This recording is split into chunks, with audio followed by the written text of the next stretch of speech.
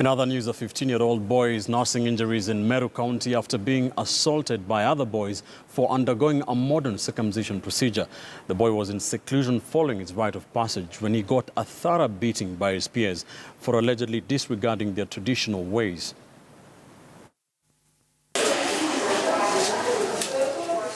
Ronnie Kimathi almost had his leg severed. He writhed in pain as the doctors tried to disinfect his wounds. His caregivers turned against him and beat him mercilessly.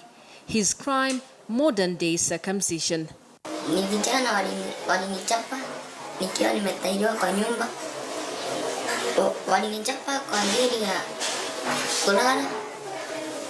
Walinichapa mguu mpaka ikafura. Wakaniuma huku. Na wakanichapa huku juu.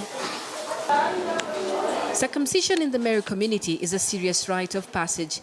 It is demanded that boys get circumcised the traditional way, and the likes of Ronnie who opt to go to hospital often suffer dire consequences. We have managed to manage the patient accordingly.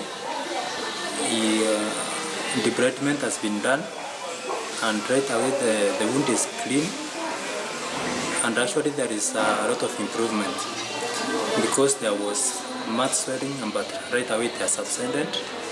So he is awaiting grafting since we realize the wound is very big. The teenager's condition is severe. He needs grafting surgery immediately.